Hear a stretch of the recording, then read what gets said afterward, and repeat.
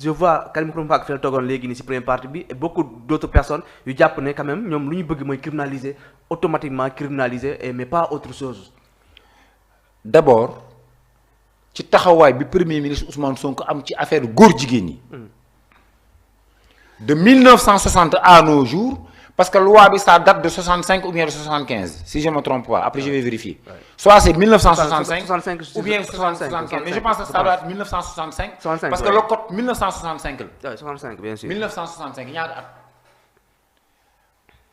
fonctionnaire yi ko bindoon sax dee nañ. parce que 1965 à nos jours c'est 75 ans. ou 70 ans. fonctionnaire yi bindoon loi bi sax dee nañ. ñaata président fi jaar.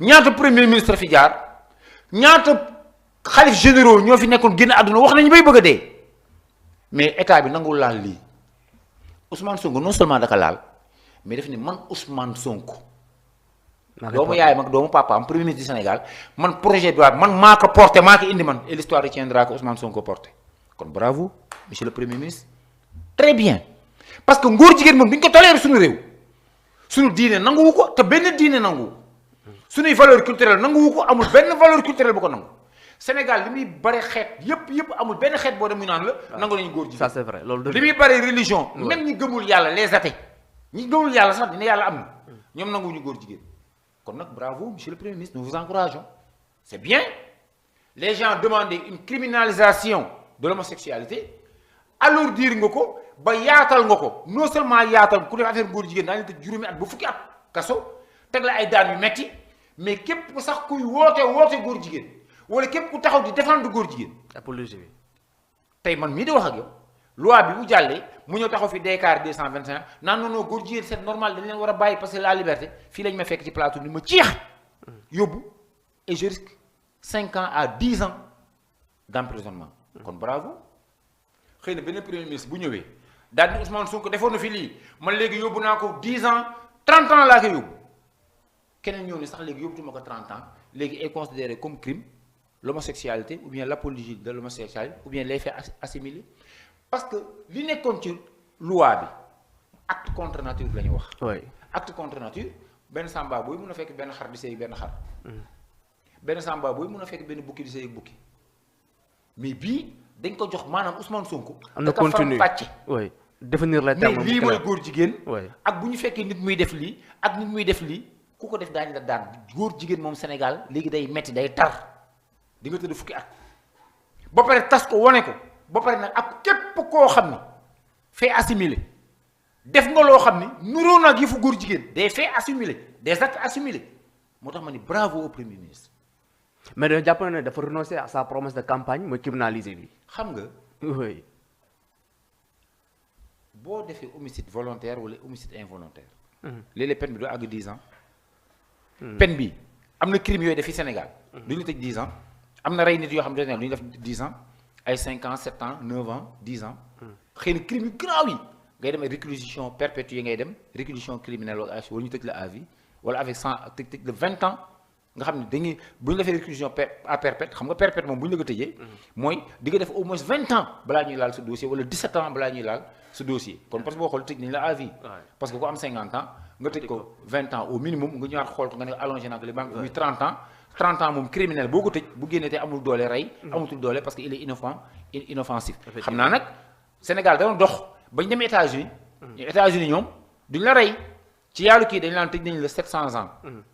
tëj nañ la 143 ans. parce que yow boo amee 50 ans ñun la tëj nañ la 250 ans. wala 260 ans xam nga doo ko fekk. da ngay dee rek ñu jël la yóbbul. donc bravo. ci yoonu crime parce que xam nga une société buy dox da ngay dox ànd ak moom ça c'est un premier pas et vraiment je félicite le premier ministre et je salue sa démarche et je l'encourage aussi tamit ñu jéem a xool nan lañ gën a mën a alourdir la peine mais aussi monsieur le premier ministre li xew nii tey ba nga jóg respecter benn promesse boo jëloon pour criminaliser homosexuel actuellement ñu ngi lëmbe Sénégal bu indi nañ fi li ñuy wax VIH transmission volontaire du VIH. Il y a des enfants qui ont été impactés de grâce monsieur le premier ministre waxal sa ministre de la santé Ibrahima Sy. bu fekkee dafa ragal wax wala mënul wax mu démissionné nga dàq ko. nous demandons même son départ parce que Sénégal dafa mel ni amul ministre de la santé. Ibrahima Sy on le connaît même pas. je vois quand même que ne taxawaayu ak posture ministre de la santé bi àndoo ci quand même parce que chaque émission nañ ci revenir aat. ñaawlu doxalinam ñaawlu taxawaayam Abdourahmane oui li ma wax nii boo demee table yaa ngooni moom la gars yi di wax. Abdourahmane boo demee dans les hôpitaux ñi liggéey l'hôpital moom la ñuy jooy. xamuñu suñu ministre Sénégal amul ministre de la santé. question bii c'était une occasion pour que Sénégalais yëpp xam kan mooy ministre de la santé.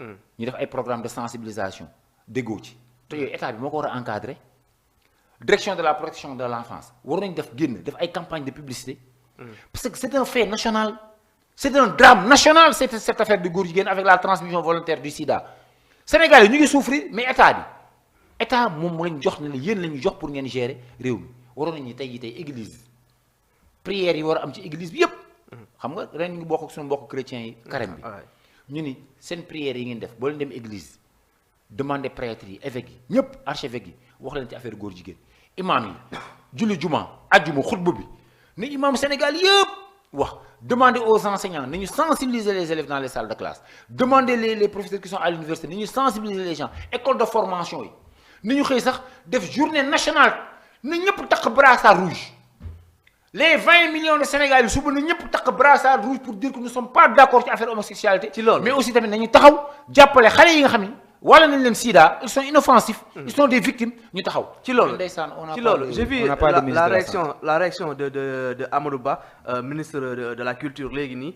à travers ses pages mu ne marche populaire de soutien au gouvernement sur le durcissement des sanctions contre les actes contre nature bu mel ni ku lay dëgëral sa posture bi nga nekk actuellement. yaa ngi may fàttali sax Amadou sax gisatuñ ko Amadou Ba mooy ministre de la culture Amadou Ba dafa lamboon ci plateau de télévision yi ba c'est pas la peine. waaye Amadou Ba moom it depuis nekk ministre am garde du corps véhicule climatisé bureau climatisé Amadou Ba mon cher homonyme kenn déggatu la c'est bien l'initiative que vous avez prise c'est bien mais interpellez votre ministre de la santé parce que y a combien de jeunes yoo xam ne tey am nañu VIH ci góor jigéen yi ñoo leen ko wàll.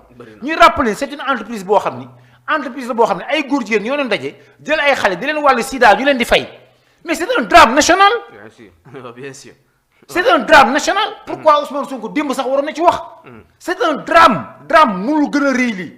ñun li mu alourdir peine c'est bien monsieur le premier ministre d'alourdir les sanctions c'est bien mais li ñu gënaloon mooy yow Ousmane Sonko nga takk brassard rouge inviter les Sénégalais waaye ay collaborateurs am est-ce que tal nañu ko.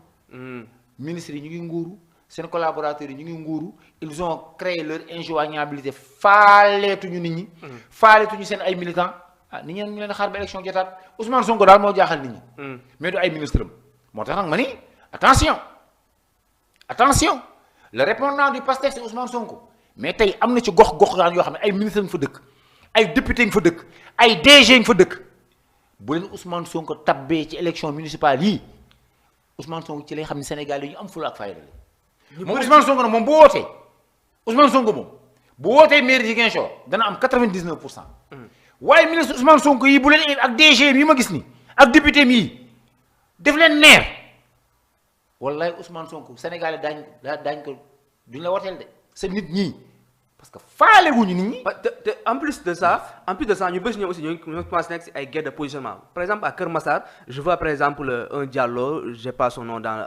xaw ma Seydou Diallo oui il y a aussi tamit Waly Diouf Bodian foofu tamit ñoom ñaar mu ngi commencé. métti foofu te un peu partout aussi tamit noonu lay demee. xam nga Waly Diouf Bodian moom ñëpp a ko xam. DG du port. waay parce que moom day wax rek Waly moom daa log micro di wax rek di dagg sante Waly moom kenn du laal Ousmane Sonko non moom kenn du laal Ousmane Sonko kenn du laal Pastef. ça au moins il faut le reconnaître. Waly boo jëloon bon amu numéro mais les gens me disent que c'est quelqu'un de très accessible. Kër Massar Waly Diouf Bodian ku mu fa xëccoo nga perte.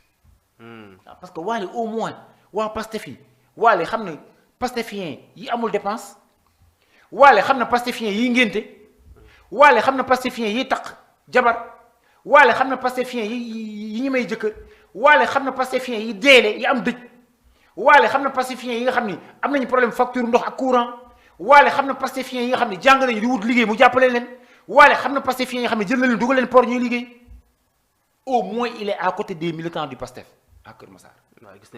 Au plan national, il se déplace et à l'écoute des militants de Ousmane Sonko. Parce que Pastef n'a pas de militants, c'est Ousmane Sonko qui a des militants. Moi, je gis nga campagne bi, ñu jëm élection locale yi ñu jëm. Buñ ko gaaw def de. Parce que fi may wax ak yow ni au moment où je vous parle ni Ousmane Sonko bu tëggoon élection locale dimanche dana am mbetteel. Ah bon? Non, mais je te dis, bu ci Sénégal yi rusu Ousmane Sonko pour que bañ ko tek gatché politique. Mais attention, il va perdre beaucoup de mairies. Dañ leen xam. Les maires jëluñu nit ñi. Les ministres bu lo leen wo téléphone militants yi àndal ñoom xeex nangootuñu recevoir militants yi buñ la rombee vitre teintée lañ yor garde du corps seen xaj léegi seen kër yi léegi monsieur madame et les chiens ils ont organisé leur injoignable